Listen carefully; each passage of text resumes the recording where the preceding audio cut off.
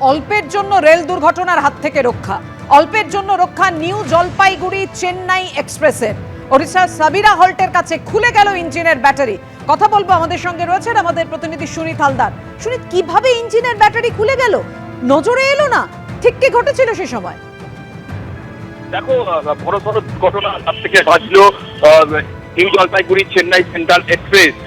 আজ দুপুরবেলা ওই ট্রেনটি যখন নিউ জলপাইগুড়ি থেকে চেন্নাইয়ের দিকে যাচ্ছিল, সেই সময় সরমারাখানা, উড়িষ্যা সরমারাখানা যে আপ লাইনে আছে, সেই স্টেশনের আপ লাইনে ট্রেনটা দাঁড়িয়ে যায়। এবং যেটা জানা গেছে প্রাথমিকভাবে, যে ইঞ্জিনের ব্যাটারি খুলে যাওয়ার কারণেই এই বিপত্তি।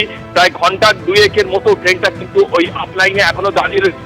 এরপরে যাত্রীরা কিন্তু সমস্যায় পড়েছে। যেটা রেল সূত্রে খবর, যে এখনো বেশ কিছুটা সময় লাগবে, প্রায় ঘন্টাখানেকের ওপর ট্রেনটাকে, যে লোকো ইঞ্জিন সেটাকে কিন্তু ব্যাটারি লাগানো এবং সেটাকে নতুন তাতে কিন্তু বেশ কিছুটা সময় লাগবে। এরপর কিন্তু ট্রেনটা আবার রওনা দেবে বলে জানা গেছে। ধন্যবাদ তোমায়। জাল ওষুধ চক্র নিয়ে তোলপাড়ের মধ্যেই কেন্দ্রকে নিশানা তৃণমূল সাংসদ কীর্তি আজাদের।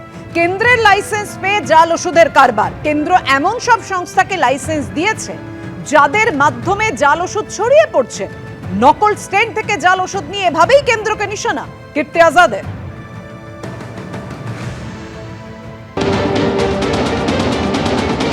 दवाई केंद्र सरकार लोन लाइसेंस देता है, यानी कोई बड़ा कंपनी है वो किस तरीके से रिसर्च एंड डेवलपमेंट करेगा।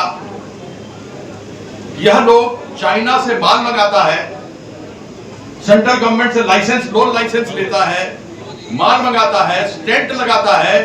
और सब डॉक्टर लोग और मेडिकल लोग जानते होंगे कि जब कभी खून भी देता है, ग्लूकोज भी देता है, तो थ्रोम्बोसिस होता है। यह नकली स्टेंट सेंट्रल गवर्नमेंट अपनी तरफ से लोगों को लाइसेंस दे रहा है और हजारों का हजार लोग मर रहा है।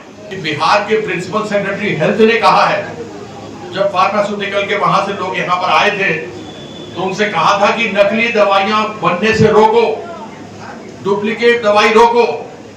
लेकिन सेंट्रल गवर्नमेंट ने ऐसे ऐसे लोग को लाइसेंस दे दिया है कि जिसके अंदर नकली दवाई, स्पूरियस दवाई लोगों के बीच में जा रहा है।